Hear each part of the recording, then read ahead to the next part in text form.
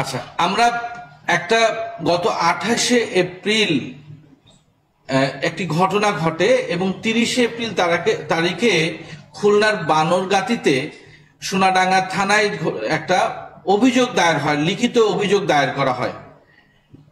বানরগাতি এলাকার যে বাসায় এই ঘটনাটি ঘটেছিল সেই ঘটনার সাথে আমাদের গ্রেফতারকৃত যে অপরাধী আছে আলী হাসান সোহেল, সে সরাসরি সম্পৃক্ত ছিল বলে নিজের মুখেই স্বীকার করেছে এবং ভিডিওর এবং স্থির চিত্রের মাধ্যমে আমরা ভিকটিমের সাথে যোগাযোগ করে আমরা ভিকটিমের কাছ থেকেও কনফার্ম করেছি যে এই ব্যক্তি সেই ব্যক্তি যিনি সেখানে ভাড়াটিয়া হিসেবে প্রবেশ করেছিলেন।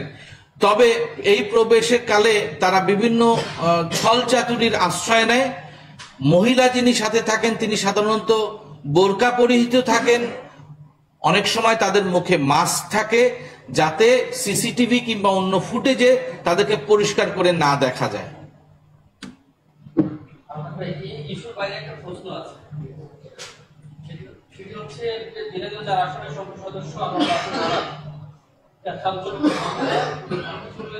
বাংলাদেশে থানা মামলা হয়েছে, অপরাধ মামলা হয়েছে এবং বাংলাদেশে বেশ কয়েকজন রয়েছে। ইতিমধ্যেই এই বিষয়টা নিয়ে ব্যাপক ভাবে এটা তদন্ত চলছে। তদন্ত কয়েকটি সংস্থা এটি তদন্ত করছেন এবং আপনারা অতি শীঘ্রই সেই তদন্তের প্রকাশ আপনারা পাবেন বলে আমি মনে করি। ধন্যবাদ আপনার।